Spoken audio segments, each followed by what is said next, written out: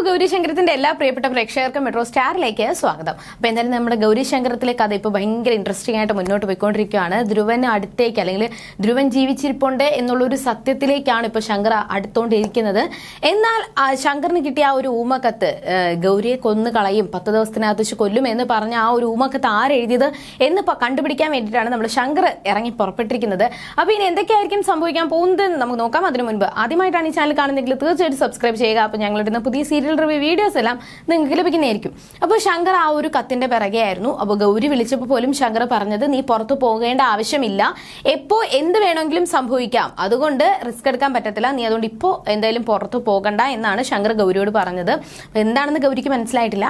അങ്ങനെ ഇത് നമ്മുടെ ശങ്കർ എന്തായാലും ജോജുവിനോടും അജിത്തിനോടും ധ്രുവന്റെ ആ ഒരു ഷാനിനെ പൊക്കാൻ വേണ്ടിയിട്ട് പറഞ്ഞിട്ടുണ്ടായിരുന്നു.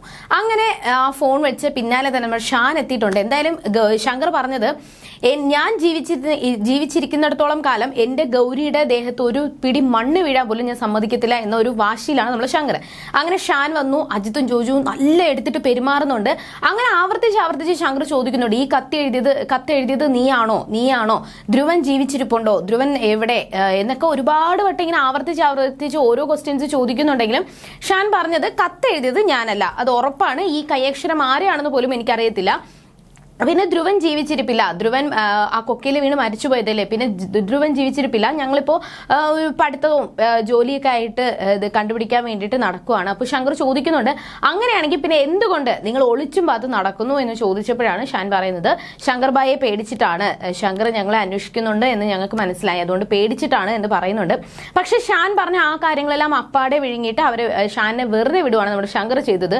അങ്ങനെ ഇനി എന്ത് ചെയ്യും, കാരണം കുറച്ച് ദിവസമേ ഉള്ളൂ, ആ കുറച്ച് ദിവസത്തിനകത്ത് ഗൗരിക്ക് സുരക്ഷിതത്വം നൽകണം, ഗൗരിയെ കൊല്ലാൻ വേണ്ടി ശ്രമിക്കുന്ന അയാളെ കണ്ടുപിടിക്കണം എന്നൊരു വാശിയിലാണ്. അങ്ങനെ അവസാനം ഭയങ്കര ടെൻഷൻ അടിച്ച് ശങ്കർ നേരെ വീട്ടിലോട്ട് ചെന്ന് കയറി അവിടെ ആ ഒരു ഊഞ്ഞാലൊക്കെ ഇരുന്ന് എന്ത് ചെയ്യും, കാരണം എൻ്റെ ഗൗരിയെ ഞാൻ ഇനി എങ്ങനെ രക്ഷിക്കും എന്ന് പറഞ്ഞുകൊണ്ടിരിക്കുമ്പോഴാണ് ഗംഗ വരുന്നത്.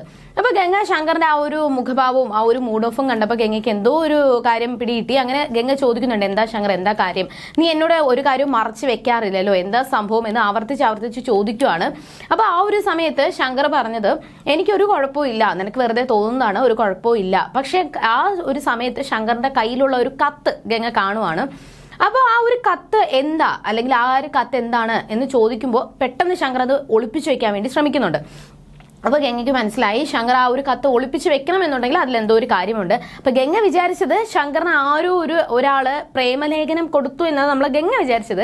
അങ്ങനെ അവസാനം ശങ്കർ കത്ത് തരാൻ പറ്റത്തില്ല, പ്രേമലേഖനം ഒന്നുമല്ല, ഞാൻ കല്യാണം കഴിഞ്ഞ് കുടുംബമായിട്ട് ജീവിക്കുന്ന എനിക്ക് എങ്ങനെയാണ് പ്രേമലേഖനം തരുന്നത്, എന്തായാലും നീ ഇത് കാണേണ്ട ആവശ്യമില്ല എന്ന് പറഞ്ഞ് അത് ശങ്കർ ഒളിപ്പിച്ചു കൊണ്ടുപോകാൻ വേണ്ടി ശ്രമിക്കുകയും ഗംഗ അത് പിടിച്ചു വാങ്ങിച്ചിട്ട് ശങ്കർ ഒരുപാട് തടയാൻ വേണ്ടി ശ്രമിക്കുന്നുണ്ട്. പക്ഷെ ശങ്കർ പറയുന്നത് കേൾക്കാൻ ഗംഗ അത് പൊട്ടിച്ചു നോക്കിയപ്പോൾ വായിച്ചപ്പോൾ ഗംഗ പേടിച്ചു പോയി, ഇതാരാ ഗൗരിയെ കൊല്ലാൻ നോക്കുന്നത്.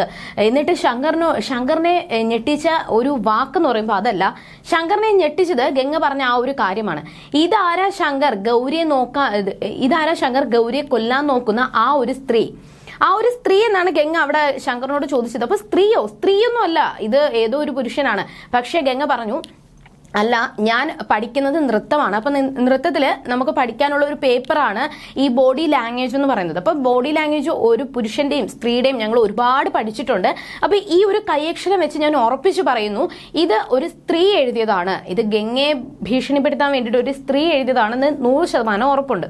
അപ്പോൾ അത് കേട്ടപ്പോൾ ശങ്കറിന് ചെറിയൊരു സംശയം തോന്നി. അങ്ങനെ ശങ്കർ നേരെ ആ ഒരു കത്തും കൊണ്ട് റൂമിലോട്ട് പോകുന്നുണ്ട്. അപ്പോൾ ഗൗരി വന്നിട്ട് ശങ്കർ എവിടെ പോയതാ, ഇത്രയും നേരം കണ്ടില്ലല്ലോ എന്നൊക്കെ ചോദിക്കുമ്പോൾ ശങ്കർ പതുക്കെ ഗൗരി അവിടെ പിടിച്ചിരുത്തിയിട്ട് ഒരു നോട്ട് പാഡും ഒരു പെന്നും എടുത്തിട്ട് ഗൗരിയുടെ കയ്യിൽ കൊടുക്കുവാണ്. എന്നിട്ട് ഗൗരിയുടെ അടുത്ത് പറയുവാണ്, ഞാൻ പറയുന്ന കാര്യങ്ങൾ നീ എഴുതുക. അപ്പോൾ എന്താ എഴുതേണ്ടേ, എന്ത് എഴുതാനാണെന്ന് ചോദിക്കുമ്പോൾ ഞങ്ങൾക്ക് ഉത്സവത്തിന്റെ കുറച്ച് ഡീറ്റെയിൽസും കാര്യങ്ങളും എഴുതാനുണ്ട് അതെന്നാണ് പറയുന്നത്. പക്ഷെ ആ ഒരു കാര്യം കേട്ടപ്പോൾ ഗൗരി എന്തോ ഒരു കാര്യം ഭയന്നിരിക്കുന്നത് ശങ്കർ ശ്രദ്ധിച്ചു. അപ്പൊ ആ ഒരു കത്തെടുത്തിട്ട് ഗൗരിയോട് ചോദിക്കുന്നുണ്ട്, ഇത് ആരെഴുതിയതാ, നീയാണോ? അപ്പൊ ഗൗരി അത് മറച്ചു വെക്കാതെ പറഞ്ഞു, ഇത് ഞാൻ എഴുതിയെന്നാണ്. അപ്പൊ അത് കേട്ടപ്പോൾ ശങ്കറിന് ഒരുപാട് ദേഷ്യം വന്നു. നീ എന്തിനാ ഗൗരി ഇത്രയും കാണിച്ചത്, അല്ലെങ്കിൽ നീ എന്തിനാ എന്നോട് കള്ളം പറഞ്ഞത്, നീ എന്നെ എന്തിനാ പറ്റിക്കാൻ നോക്കിയത്, ഈ ഒരു കത്ത് കിട്ടിയപ്പോൾ മുതൽ ഞാൻ നെട്ടോട്ടം ഓടുവാണ് നിന്റെ ജീവൻ രക്ഷിക്കാൻ വേണ്ടിയിട്ട്, നിന്നെ സുരക്ഷിതമാക്കാൻ വേണ്ടിയിട്ട്, പക്ഷെ നീ എന്തിന് എന്നോട് ഇങ്ങനെ ചെയ്തു എന്ന് ചോദിച്ചപ്പോൾ ശങ്കറിനോട് ഗൗരി പറഞ്ഞത് മറ്റൊരു കാര്യമാണ്. ഞാനിപ്പോൾ ഈ ഒരു കത്ത് എഴുതിയത് കൊണ്ട് എൻ്റെ ജീവൻ ഇത് രക്ഷിക്കാൻ വേണ്ടിയിട്ട്, എൻ്റെ ജീവൻ സുരക്ഷിതമാവാൻ വേണ്ടിയിട്ട് ശങ്കർ ഈ ഒരു കത്ത് എഴുതിയ ആളെ തേടി കണ്ടുപിടിക്കാൻ വേണ്ടിയിട്ട് ശ്രമിച്ചു. അപ്പോൾ ഇത് ധ്രുവനാണ് ഈ ഒരു കത്ത് എഴുതിയതെന്നും ധ്രുവനാണ് എൻ്റെ ശത്രു എന്ന് കണ്ടുപിടിക്കാൻ വേണ്ടിയിട്ട് ശങ്കർ ആ ഒരു ഷാനിനെ കണ്ടുപിടിച്ചു. ഷാനിൻ്റെ അടുത്ത് ഒരുപാട് വട്ടം അടിക്കുകയും പിടിക്കുകയൊക്കെ ചെയ്ത് ധ്രുവന്റെ കാര്യങ്ങളും കത്തിന്റെ കാര്യങ്ങളൊക്കെ ചോദിച്ചു.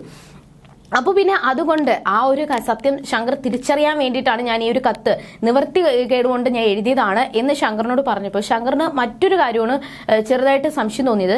ഈ ഒരു കാര്യം അജിത്തിനോടും ജോജുവിനോടും പറയരുതെന്ന് ഞാൻ പറഞ്ഞു. എനിക്കും അജിത്തിനും ജോജുവിനും മാത്രം അറിയാന്നുള്ള കാര്യം നീ എങ്ങനെ കണ്ടുപിടിച്ചു? എന്നോട് പറഞ്ഞത് ധ്രുവനാണ് എന്ന് പറഞ്ഞിട്ട് ധ്രുവൻ ഗൗരിയെ വിളിച്ച് സംസാരിച്ച ആ ഒരു വോയിസ് ശങ്കറിനെ കേൾപ്പിച്ചു കൊടുക്കുകയാണ്. അതിൽ ആ ഒരു നടന്ന സംഭവങ്ങളൊക്കെ ധ്രുവൻ ഇങ്ങനെ വിശദീകരിച്ച് പറയുന്നുണ്ട്. അതിന്റെ കൂടെ തന്നെ നീ ഇപ്പോ ഞാൻ മരിച്ചു എന്നാണ് എല്ലാവരും വിശ്വസിക്കുന്നത്, പക്ഷെ ഞാൻ ജീവിച്ചിരിപ്പുണ്ട്. ഒരു നാള് ഞാൻ നിന്റെ ശരീരത്തിൽ റീത്ത് വെക്കാൻ വേണ്ടിയിട്ട് ശങ്കറിന്റെ മുന്നിൽ പ്രത്യക്ഷപ്പെടും. അപ്പോൾ ശങ്കർ ഏറ്റവും കൂടുതൽ ഞെട്ടുന്ന ആ ഒരു ദിവസമായിരിക്കും എന്നൊക്കെ പറഞ്ഞ് ഒരുപാട് ഭീഷണിപ്പെടുത്തിയിട്ടുള്ള ഒരു സംസാരമായിരുന്നു. അപ്പൊ അത് കേട്ടപ്പോൾ ശങ്കർ ഭയങ്കരമായിട്ട് പേടിച്ചു പോയി.